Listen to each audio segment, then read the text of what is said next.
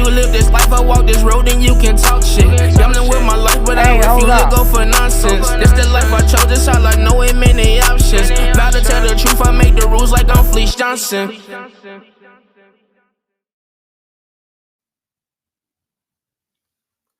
Hey, what's up? This is Big Lee with Hustler Spirit. I got a special guest today. He's a producer, a director, a writer. He's a filmmaker, investigative journalist. He has projects. Turned out sexual assault behind bars in 2004. He did Faith in the Big House in 2011 and 2015. That might have been part one and part two? I don't know. He did Code Switching. That was in 2019. He did Fuller. That was in 2020. And he actually won an award for Safe Sets in 2024 at the New Hampshire Film Festival. So I'd like to introduce Mr. Jonathan Schwartz. How you doing, Jonathan? I'm doing fine. Good morning to everyone. Appreciate it. Appreciate you sitting down with me. This is a very important interview for not just me, but people that follow your documentary in 2004 because this resurgence due to Mr. Marc Moore being on other networks. So, right. And that documentary broadcast also in England, Ireland, Israel, Holland, and was part of international movement against the normalization of prison rape. It was used by America's Watch, Human Rights Watch. It was part of the 50th anniversary of the signing of the Declaration of Human Rights, and received support from prestigious Humanities Council.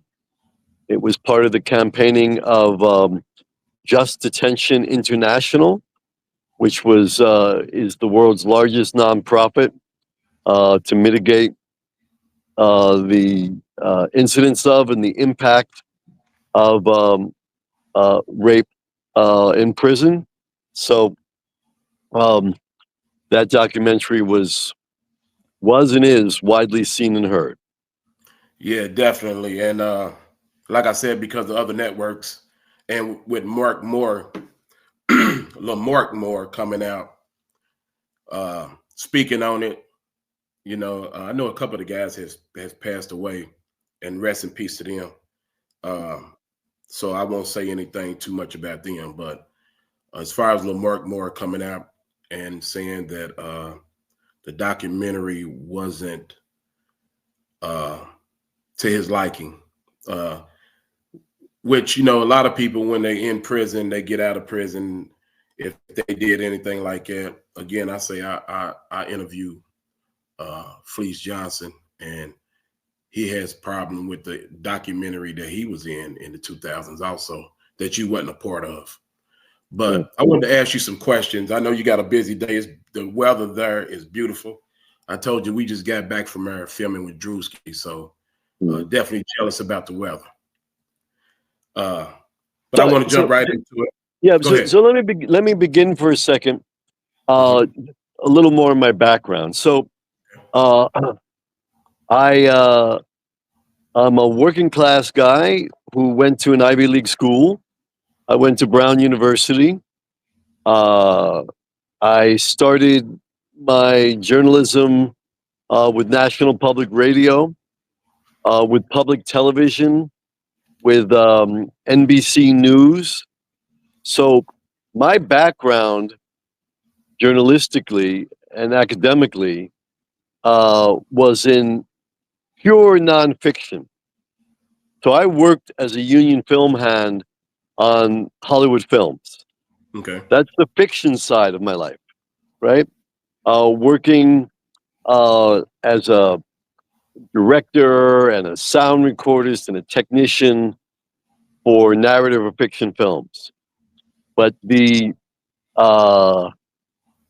nonfiction, the factual nature of my work, in my 30-year career, I've always been meticulous. Okay. So, doing the investigative work to get to the truth, spending months doing research, interviewing multiple people, most of course who never appear on camera. So, look at me as that dying breed of nerd journalists Mm-hmm. who do their homework, who seek the truth, and who are in the nonfiction factual world. I have never worked on reality TV. Okay. I was never part of the movement that came after my time, where there was an explosion in reality television programs uh, in and about prison, most of which were fairly bullshitty. Mm-hmm. That's not part of my world. Okay. Straight ahead, international television journalist. Okay. I'm Okay. glad you said that. Mhm. I'm sorry. Was you going to say something else? No. I'll continue to respond to your questions. Okay. Like I said, I don't want to take up too much of your time, but I do have some Mhm. questions that I think will shine light on what Mr. Mark Moore is saying on another Sure. network. The network he's on is the Dante Network. If anybody wants to go see it, I'm not trying to keep anybody from hearing his side of the story. It doesn't sound Absolutely. believable. That's why I wanted to talk to you about it. Mhm. Uh, let's start here. What's the process of gaining access into a prison? Well, at To that time, it was very difficult. So uh, we made introductions through uh, sister public television stations. We had long correspondence with the wardens and the assistant warden. We had letters of recommendation. It wasn't a casual thing. It was 3 or 4 months of careful negotiations to have access. what kind of? It had to be a security nightmare too. What kind of security did they offer y'all? Not a lot, So because uh, if we had guards hanging around us, if we had the prison authorities reviewing our material, mhm. it would have seriously cramped our style. So we developed a relationship with the prison authorities, but we also developed a relationship with prisoners. So, and we made friends. We had people in the prison looking after us, but basically we were on our own. And during the filming, because I'm a single dad, Mhm. um, my 6-year-old son at the time was staying with a babysitter in a double wide in the parking lot. So Wow. for the period of time that we were doing these interviews, we were pretty well integrated into the prison life. How long did y'all actually spend at the site at the prison? 3 weeks. Y'all was there for 3 weeks. Mhm. Uh, how did you select the inmates who was going to tell their stories and be in your Oh documentary? wow! So we were in correspondence and working with a wide network of other journalists and human rights activists and anti-prison rape campaigners. So we were studying incidents um, uh, in California, Idaho, Nebraska, Mississippi, New York, Massachusetts. Um, uh, mainly about 15 sites. Mm-hmm. But this particular prison, was in an area where the Ku Klux Klan was powerful, and where the prison had a reputation for being wild. Because on the West Coast, the prisons are very organized. Right. On the East Coast, everyone's changing and shape shifting and evolving, and there's a lot more mayhem. So we found an opportunity in the prison we selected, where the warden was about to retire, and therefore he gave us an enormous freedom to do our research and conduct the interviews in peace. Occasionally, things got hot.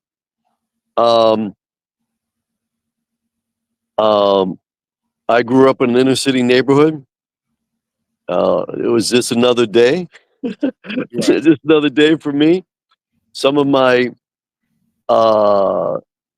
southern crew were more nervous than my northern urban crew, which I found kind of amusing.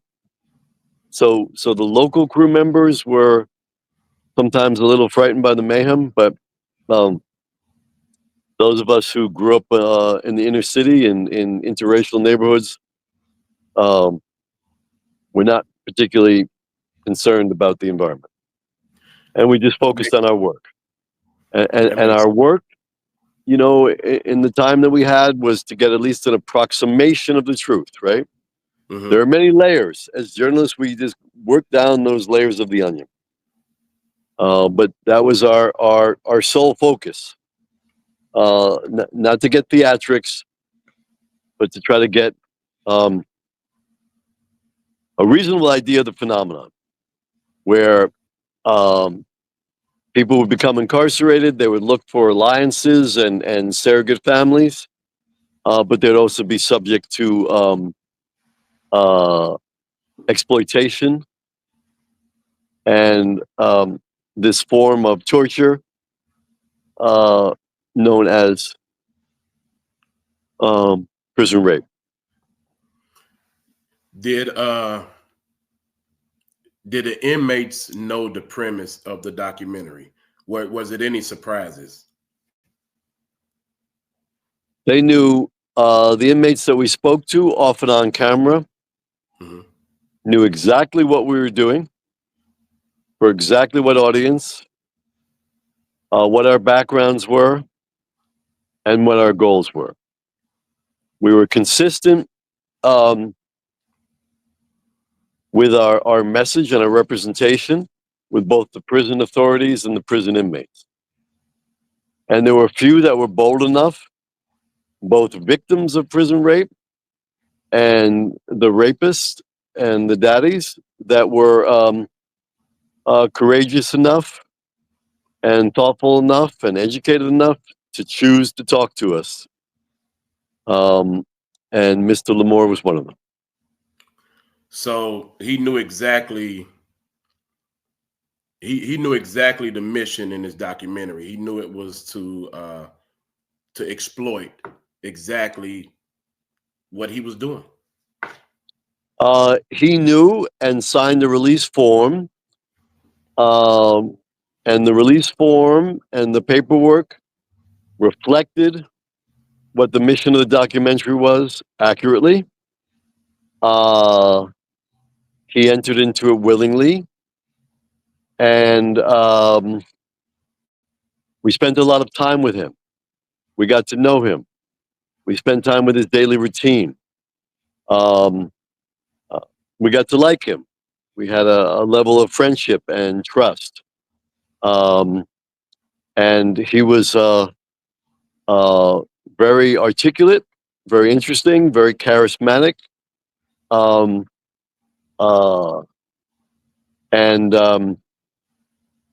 you know, had this dichotomy of being someone who was careful and protective and intelligent and kind, and then had this other side.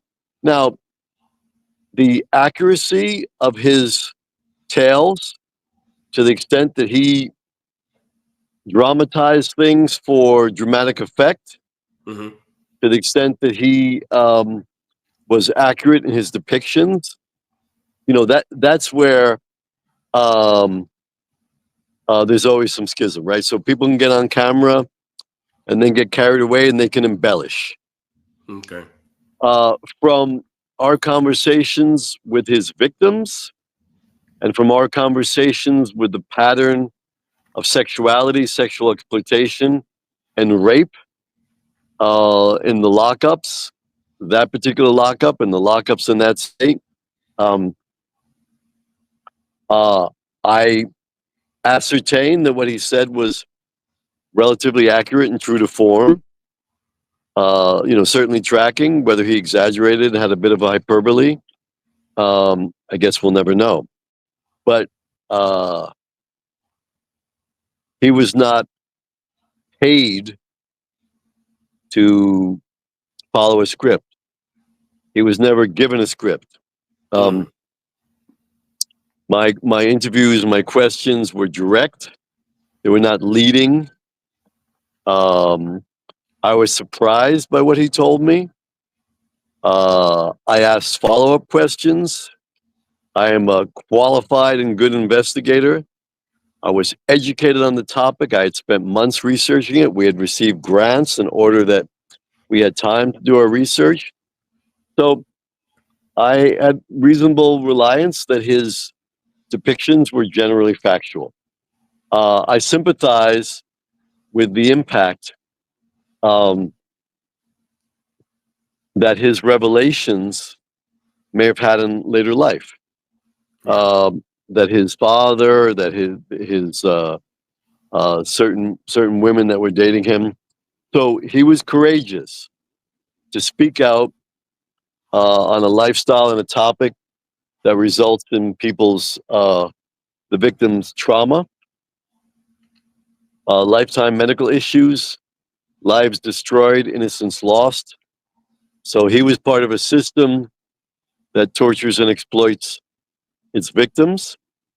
He himself suffered his own trauma, and he was one of the courageous few across the country that spoke out on this horrendous form of torture. So Mark is a basically great person who's articulate and intelligent. And at that period of his life, um, 3 decades ago, he found the courage um, to come forth and talk about the issue. Uh, I genuinely regret that he has remorse and regrets now at this point in his life, and I sympathize with his struggles. But um, like a whistleblower in a Hmm. chemical plant, uh, like a laborer who denounces a corrupt boss, like anybody who speaks out against corruption, or someone that opens our eyes. So clearly, Mark was conflicted. He knew what he was doing was wrong. He also celebrated it. He had a lifestyle that involved promiscuity and eroticism and sexuality and violence. Uh, he was protective of his victims. He also exploited them for chores, money, snacks, and sexual favors. That was the system that he was part of and the system that he revealed to the shock and horror of hundreds of thousands, if not millions of viewers. So again, he should be applauded for the courage of coming out with these stories that were shocking and somewhat sensational um, and hard to listen to. And I'm sorry for the pain it caused, but um, he was a man who entered into it willingly. And I never did, never could, and never would prescript, pay for, or coerce anybody. I'm a journalist. not a dramatic producer. I work with dramatic films and television programs and another piece of my life, which is more service oriented. But my journalism is meticulous. I know you said he wasn't paid. Was he offered any incentive at all? I think he mentioned that you all said y'all would go to the board and give them some kind words towards him. Was that ever a promise? We have, with all our subjects in prison, um, when asked for a reference by any prisoner who we interviewed, Mm-hmm. that went before the parole board, we would have been willing to share our accurate assessment of their progress. It never came up in Mark's case. Had he asked for a certain intervention, if we were available, we would have given him a recommendation, just like employees or interns of ours.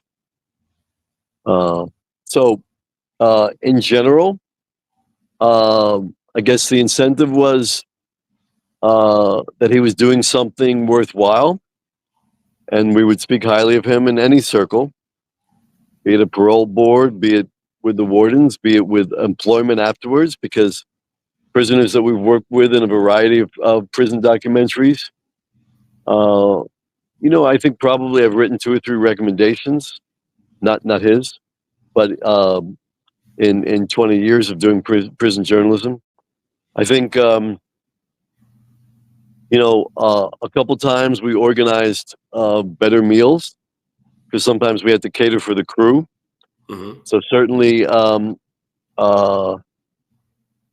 when we were busy interviewing subjects, they may have gotten permission to slip out of their work detail, their laundry room detail or whatever. They may have had 1 or 2 or 3 instances where they could have free world food, as they say in that part of the country. And just, have the intellectual and emotional stimulation of being involved with a film crew and, kind of working against the boredom that is a big part of prison life. But those were like intangible incentives. But sure, we were from the free world, and to the extent that it's helpful to have contacts with independent and television journalists, had someone chosen to exploit those connections, that would have been an opportunity, but rarely. Since you're a professional in the business of filmmaking, what could you tell me I could look for to prove that certain things wasn't edited or filled in or made up? What could you tell me to look for?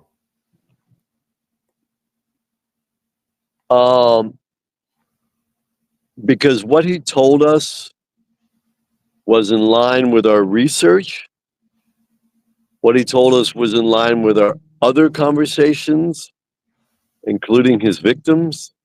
What he told us was within the pattern of life in the penitentiary. So we had consultants who were ex-convicts. We had consultants who were post-incarceration, who helped us do the research, who verified the types of stories that Marc and others told us about. We had done our homework. We had done our homework with ex-cons. We had done our homework with the medical community. We had done our homework with the mental health community. And we had done our homework with the advocacy community. Nothing that Marc told us was far-fetched. It was in keeping with the reputation and the hard reality of Limestone Penitentiary. So when he would give you a story that included the other person, naturally y'all went to the other person and got that confirmation. Sometimes, some of the people he made reference to a little more vaguely. Some we didn't have access to, some we could not find. So it wasn't like a one-to-one correspondence. But generally, I can only speak in general terms. We were able to research him in the investigative manner that we did because generally what he told us was in keeping with what others had told us. Prison guards, prison administrations, ex-cons, workers in the nonprofit and public sector. And I think the thing that made the film so powerful is that we didn't start out to vilify Marc.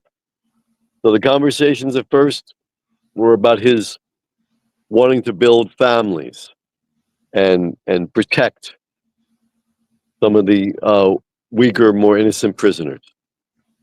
And we know that part of Marc is very real. In essence, it was his parenting style.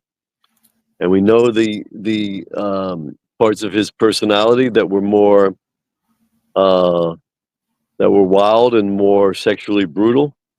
We know those parts are real. That was a long time ago. And I'm sure that Marc has come a long way and now into a whole new chapter of his life. But back then, as a younger man, I do, in my heart and my instincts and my journalistic and intellectual expertise, think that he was a major rapist, sodomist, and in essence, exploiter of the time and labor of his victims. I also believe he was genuinely protective and had many aspects of his personality that were quite healthy and wonderful. And that's what made the film so powerful. It was his character more than anyone else's, because he's got this dissonance, this dichotomy between good and evil. And but back in the day, whether or not he exaggerated and embellished and had a good time telling these freaky tales, which is a major pastime in prison, where people, so he can claim to have exaggerated or distorted, but probably not by much. Not by much. I know you said something about he had some good parenting instincts. I'm trying to wrap my head around it, because it also talked about the boo game in there. It was these innocent guys that they would purposely get in debt. And again, right. So he claimed to have groomed his victims, right? Mm-hmm. In a free world context, in the outside prison context, it's grooming, it's manipulation, it's gaslighting, it's all these things, right? But I don't personally believe it was just that. I think that he had genuinely good instincts, that that some of his victims he also cared for, was protective of, helped them come up in the prison game to become stronger and better able to take care of themselves. I always think there's a contradiction. I don't look at this schism, this separation between good and evil. I think that Marc has some genuinely good attributes, Mm-hmm. and wasn't just he wasn't a psychotic evildoer. He was a product of his environment, but who conducted and perpetrated prison rape, that's also basically supported by the prison system, both in state, county, federal lockup, and privatized lockup. That allows prison rape to be perpetrated in order to keep the prison population calm. So Mark himself was a victim of a terrible system of incarceration that we have in this country, where more black men are incarcerated to go to college, where too few resources are spent on educating prisoners, where prison aftercare is a sham. We have one of the worst systems of incarceration in the world. So, but that doesn't give Mark a pass.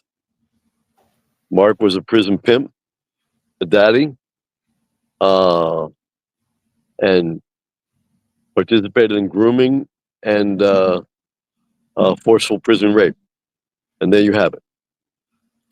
It's you brought up the warden, that the prison system kind of lets it happen because it keeps the inmates calm. That's exactly what David Wise, that was the warden at the time, that was his response to it, which I was shocked that he admitted it in your documentary. I don't know if you remember. Again, yeah, I do remember. I remember every interview. I remember every conversation. And not only do I remember all this stuff, but we still have much of it documented. Mm-hmm. We're not entertainers. We're systematic nerds conducting old school journalism, where we researched, interviewed, verified, interviewed, right? So, do we know the realities of prison rape? No, we don't. We were not involved in this thing for 10 or 15 or 20 years. We were not ourselves incarcerated. So we just, chipped away at the truth as best as we could. In a project that took the better part of a year. And we did not use some of the more obscene or graphic parts of the interview. Mm-hmm. We were restrained.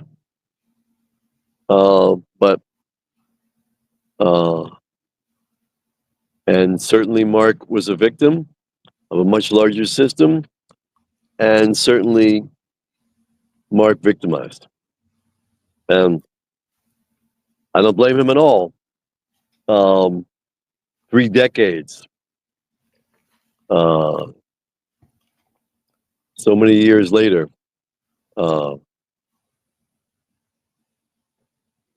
coming out with 2 decades, coming out with denials and regrets, and that's a sign that he's moving on to another stage of his life. Well, I would agree with that if he admitted it. If he admitted what he did, he doesn't. As far as he's concerned, y'all edited. Y'all did what y'all wanted to do with the film. It wasn't nothing like it. Even though I would have to put him in the acting realm with a Denzel Washington. He was so good. So I don't know. He was a terrific documentary subject. We shot in an old school format. We edited in edit rooms. There was no AI. There was no distortion. They were accurate pieces of interviews in context. So he was taken in context. The material was presented fairly. We did an even-handed journalistic job. And that's a fact. So a part of the documentary, I couldn't tell if it was him walking towards his bunk with another man. Was that him walking towards his bunk, getting in the bunk with another man, or was that somebody else? That was more demonstrative. So prisoners had told us how the sissies or homosexuals had would get together for their sexual encounters beneath a sheet that was draped over a bunk. So that was a frequent form of money or chips or items from the commissary or cigarettes, what have you, exchanged for sex. So that was more a demonstration. That was not captured with secret cameras.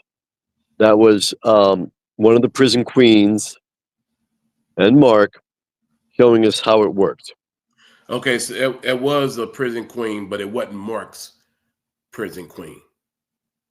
It was a prison queen that Mark had sexual relations with, according to Mark at the time and according to the prison queen at the time.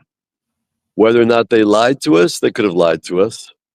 It was Mark showing us and other prisoners how the system worked for casual sex during the daytime in the prison environment. But that was not catching us in a candid moment. We were being shown, and Mark is right in that. Okay, because So, when he put yeah, the sheets up, he put the sheets up without even thinking. So it was something that he had done before. right, Right? right. It was not us instructing him.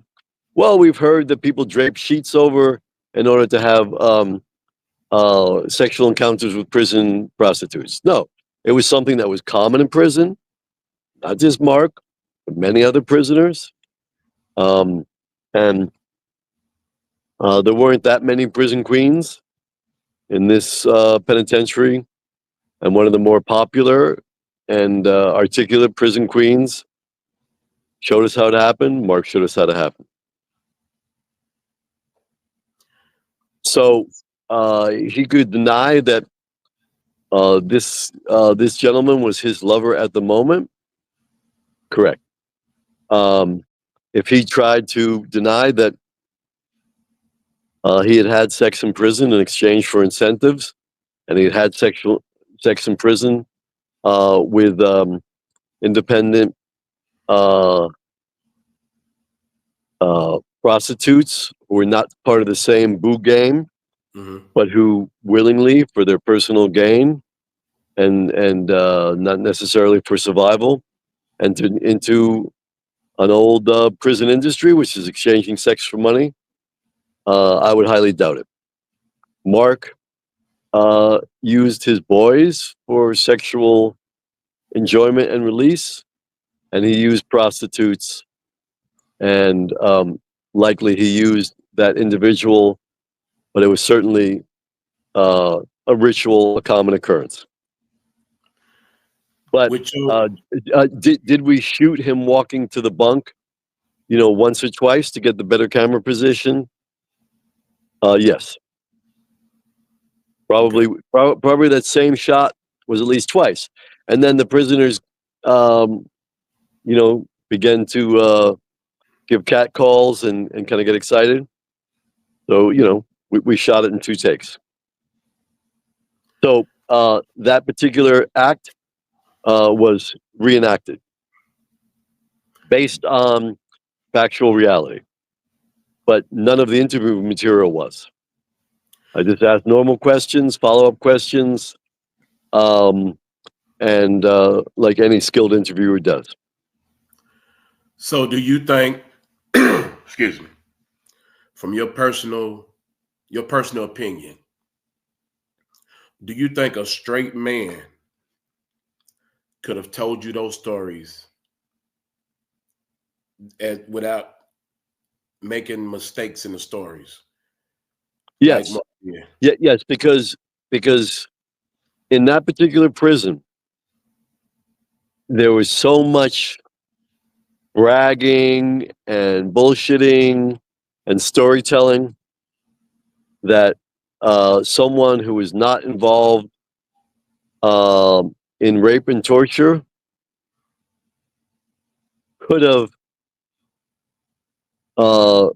made up stories. Okay. But if they did, other prisoners, and we were in touch with dozens, again, both post-incarcerated and incarcerated, right, who verified these stories about Mark and others, would have said, "Oh, that guy is not involved in homosexual acts or not involved in prison rape and extortion. They're making it up." We were enough enmeshed with a large enough group of prisoners and prison guards and ex-convicts and religious workers and nonprofit experts that they would have denounced Mark as being a faker. So again, he might have exaggerated, he might have embellished, but that he could have been someone who was, a tattoo artist or a watch repair guy and not been involved in the prison gang and got away with pretending he was involved in the prison gang, there would have been consequences. Yeah, at the time. because I think the better question probably would have been, why would a straight man do that? Why would a man? A straight man would have done that because they like getting on camera or they like creating entertainment, but they could not have gotten away with it. So just for instance, one of our main informants who we came down and met with several times before we did this interview detailed all this. Mm-hmm. They had nothing to lose. They had nothing to gain. They had been out of prison for years. So if Mark was creating himself as a fictional character, the guards would have told us. Other prisoners would have told us. Our informants and our research assistants would have told us. So yes, could Mark have been an entire fictional character? Yes. Are the chances greater than 1 in a million? Probably not. Because someone else would have denounced him. Because his position held a certain power, right? It had a certain place in the hierarchy, and it was celebrated, right? Yeah. One more question before I let you go. Yeah, your questions are excellent, by the way. I appreciate that. Yeah. I don't sound as good as you do with your experience, but I'm working on it.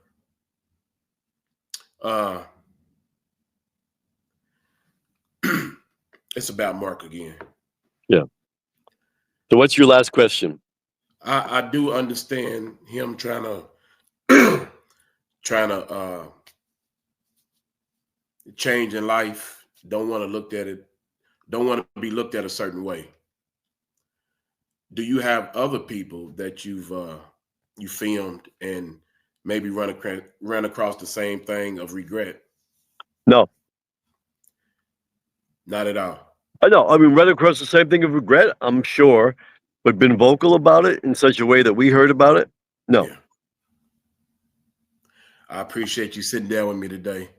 Yeah, I mean, it's the same thing if you were, you remember the Syrian army and you were involved in raping and torturing and, killing men and women and children, right?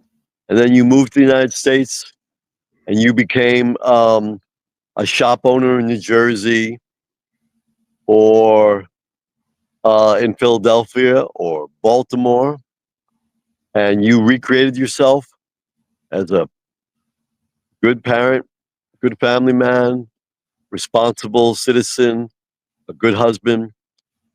And I came to someone 20, 30 years later with an interview where they admitted on camera to torture and rape. Well, most of them would deny it, just like Mark is now. So he has every right to contradict his story, and he's got every right to claim it was exaggerated. To claim that we led him into the interview, that he only did it for some kind of gain and not of his own volition is not accurate. I appreciate it again. You enjoy that beautiful weather, and thank you. And I'll be in touch with you. Okay, take care. You too.